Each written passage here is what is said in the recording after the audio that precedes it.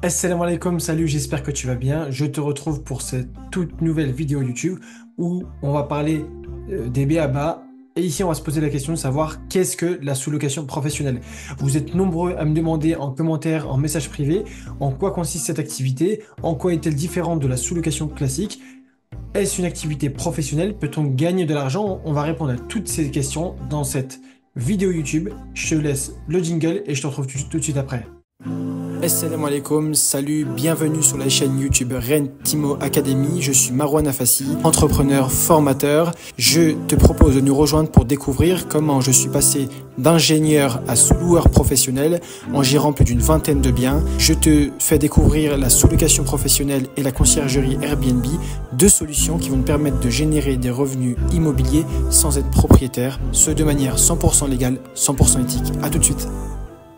La toute première question qu'on peut se poser, on va rentrer dans le vif du sujet, c'est de savoir qu'est-ce que la sous-location professionnelle dans les grandes lignes et pourquoi elle est pertinente aujourd'hui comme activité à lancer en 2024 plus que jamais. On va pouvoir ici directement faire la distinction entre la sous-location professionnelle et la sous-location classique. La sous-location classique, c'est un cas hyper simple où par exemple, tu t'en irais de ton appartement, tu es actuellement locataire, tu vas te retirer cet appartement, tu t'en vas à l'étranger, tu es absent quelques mois. Tu vas à ce moment-là, pour ne pas perdre les meubles qui sont dans ton appartement et ne pas perdre le bail, demander à ton propriétaire à ce que tu sous-loues cet appartement à un particulier. Tu vas obtenir évidemment l'accord du propriétaire en amont, et si tu as son amont, tu vas pouvoir ici le sous-louer ensuite. Ce qu'il faut savoir, c'est que tu vas pas pouvoir le sous-louer à un montant supérieur à celui du loyer. Si le bail prévoit de payer le loyer à 600 € par mois, tu devras par exemple ici rechercher un locataire qui va te remplacer, donc en faisant de la sous-location, une personne qui te paiera 600 €. Tu devras toujours tes charges, toi, au propriétaire, c'est ce locataire qui te paiera directement. Quel est ici l'inconvénient? L'inconvénient, c'est que tu ne peux pas en faire un business, une activité commerciale. Tu ne vas pas pouvoir générer des loyers qui sont supérieurs à celui qui est inscrit sur le bail. Tu vas ne pas pouvoir générer de cash flow, de bénéfices. Ce n'est absolument pas une activité qui va te permettre d'en vivre. Tu vas pouvoir, avec l'accord du propriétaire, faire un bail de sous-location là où, évidemment, c'est ce locataire qui occupe les lieux. Mais comme je l'ai dit auparavant, tu ne pourras pas faire une activité commerciale suite à cet usage. La deuxième possibilité, c'est le cas de la sous-location professionnelle. Là, ce qui est important, c'est que tu vas en fait sous-louer cet appartement en tant que structure, en tant que personne morale.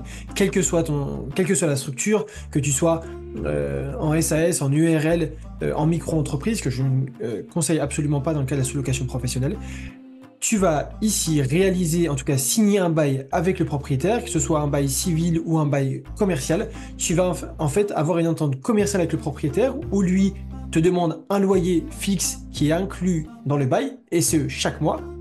Tu vas devoir chaque mois lui verser un loyer, et toi, in fine, tu vas le mettre, il y a plusieurs modes d'exploitation ici possibles, on y reviendra juste après, mais tu n'auras pas de limite sur les revenus générés suite à cette exploitation. Ce qui est important ici, c'est comme je te l'ai dit, ce qui est super intéressant ici, c'est que tu n'as pas de limite sur le chiffre d'affaires que tu vas réaliser. Que tu génères 3, 4, 5 ou même 10 fois ce que le propriétaire te demande en termes de loyer, il n'y a absolument pas de limite. Une fois que tu payes de manière récurrente les loyers à ton propriétaire, et ce chaque mois, ce bail commercial te permet de sous-louer cet appartement. La deuxième question qu'on peut se poser ici, c'est à qui s'adresse cette activité? Je vais te raconter en fait mon parcours. Moi, si tu ne le sais pas, je suis Marouane Afassi, je suis ingénieur de formation, sorti d'école, je suis rapidement rentré dans le monde du salariat et j'ai fait plusieurs expériences dans plusieurs grandes entreprises où je me suis rapidement rendu compte que le monde des salariats n'était pas adapté ni à mon tempérament ni à mes ambitions, et pour des raisons également éthiques, ce modèle-là ne convenait pas à mes convictions, à mes valeurs, à mon éthique, à ma manière de voir les choses. Et j'avais évidemment des difficultés à pouvoir rester dans ce modèle qu'est le salariat. J'ai décidé d'entreprendre, j'ai testé plusieurs modèles économiques, j'ai testé le e-commerce, j'ai testé plusieurs modèles de e-commerce, j'ai fait de la vente de livres également, j'ai fait de la vente de produits pour enfants, bref, plusieurs solutions qui n'ont pas fonctionné, en tout cas qui me demandaient beaucoup de trésorerie.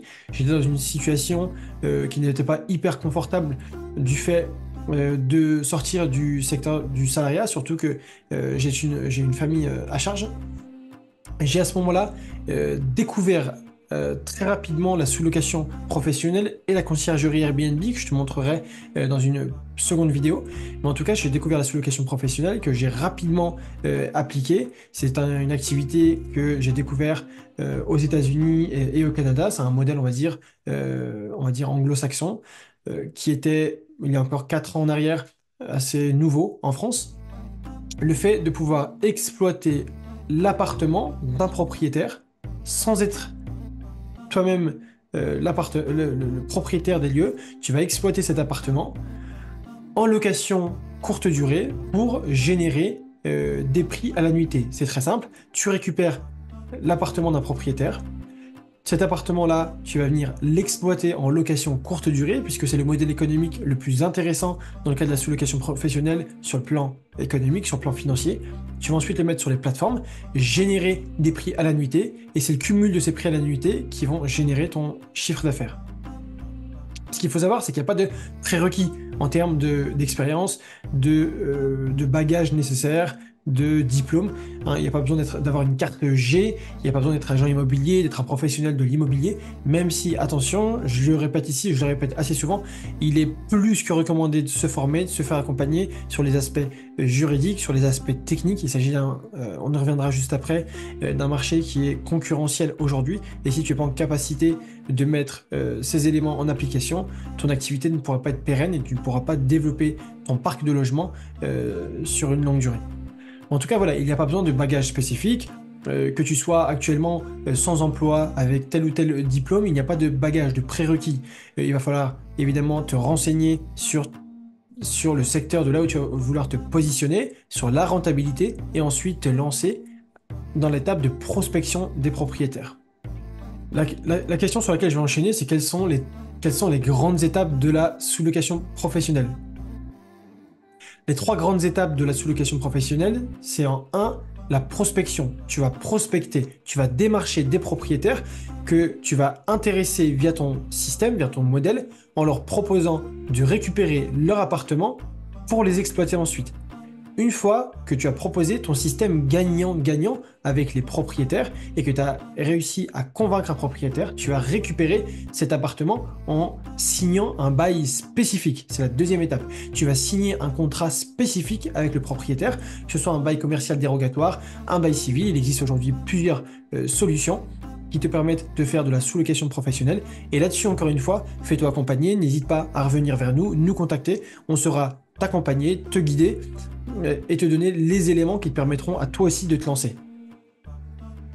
La troisième étape, c'est de récupérer cet appartement et de l'exploiter sur les plateformes Airbnb et Booking, qui sont les 2 grandes plateformes du marché de la location courte durée.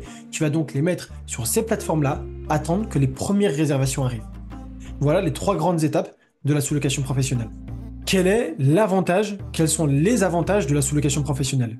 Les avantages, c'est que tu vas pouvoir débuter une activité commerciale, tu vas pouvoir débuter une activité entrepreneuriale avec un faible apport. En effet, comme je te l'ai dit juste avant, la sous-location professionnelle, c'est une activité en relation avec le secteur de l'immobilier. Tu vas pouvoir débuter cette activité et rentrer pleinement dans l'immobilier, qui était sûrement un rêve inaccessible aujourd'hui pour toi. Tu le sais très bien, pour atteindre des sommes aujourd'hui de plusieurs centaines de milliers d'euros, plusieurs dizaines en tout cas de milliers d'euros. C'est très compliqué aujourd'hui avec le contexte économique, d'inflation, de stabilité de l'emploi. C'est très compliqué aujourd'hui et surtout pour les tics que je promeux aujourd'hui sur les réseaux, à savoir l'impossibilité pour ceux qui me suivent et pour moi-même de passer par la case crédit. Il est impossible de passer par la case crédit pour moi. Donc de ce fait, je devais chercher une solution pour mettre les pieds dans le secteur de l'immobilier sans être finalement propriétaire. Et aujourd'hui, la sous-location professionnelle te permet de le faire. C'est-à-dire qu'avec un apport initial, l'apport initial, il varie en fonction de la typologie du logement que tu vas récupérer, du secteur de là où tu veux te positionner, mais part sur une fourchette qui peut aller de 1500 à 2500 euros. C'est la fourchette initiale dont tu auras besoin pour récupérer en moyenne ton premier appartement. Donc, tu sais que grâce à cette fourchette, tu vas pouvoir te lancer dans le secteur de l'immobilier, carrément avoir un appartement que tu vas exploiter et toi-même mettre sur les plateformes de location courte durée. Deuxième avantage que je vois tout de suite, c'est le fait que tu vas pouvoir scaler rapidement ton appartement. Une fois que tu as compris le modèle économique et que tu l'as appliqué pour le premier appartement, il te suffit, entre guillemets, ensuite de dupliquer ce modèle pour le reste des appartements. Tu vas faire ça pour 2, 3, 4, 5 appartements. Et évidemment, quand tu vas grandir, ton équipe va suivre, tu vas réajuster tes process, automatiser, déléguer les tâches les plus chronophages et sur lesquels tu as le moins de valeur ajoutée, celles qui te prennent le moins de temps, qui ont le moins finalement d'impact sur ton chiffre d'affaires. C'est des tâches que tu vas pouvoir déléguer et le reste, concentre-toi sur le développement, la stabilité de ton commerce actuel et le fait de pouvoir le développer et le scaler. Le scaler, c'est évidemment le fait de pouvoir le faire grandir. Donc comme je te l'ai dit, il n'y a aucune limite. Tu vas pouvoir récupérer comme ça 5, 10, 15, 20, 30, une centaine, 200, 300 logements. Aucune limite. La seule limite que tu vas pouvoir mettre ici, c'est ta trésorerie, évidemment, ta capacité à réinvestir dans de nouveaux logements et ta capacité à pouvoir te réorganiser tes équipes face à ces nouveaux défis. Le troisième avantage, c'est la flexibilité. Comme je te le dis, tu vas pouvoir récupérer des appartements, mais tu vas pouvoir aussi les, entre guillemets, délaisser, poser ton préavis très facilement. Il faut savoir que tu exploites ici des biens immobiliers que des propriétaires ont mis plusieurs années sûrement à acquérir. Ils ont mis souvent, c'est souvent des projets pour lesquels ça représente toute une vie pour eux. Et toi, tu récupères cet appartement très rapidement, tu vas pouvoir les exploiter. Et ensuite, s'ils ne répondent pas à tes critères de rentabilité, à tes critères de décoration, de localisation, ou pour X ou Y raison, tu vas pouvoir finalement, en un simple préavis, rendre cet appartement auprès des propriétaires. C'est pas comme si tu avais un crédit qui te suivait, auprès duquel il faut chercher un nouvel acquéreur, le vendre avec tous les frais administratifs et les frais finalement associés à cette démarche-là. Toi, tu es peinard. Il suffit juste tout simplement de poser un préavis auprès de ton propriétaire et de lui faire comprendre qu'il va falloir récupérer son appartement.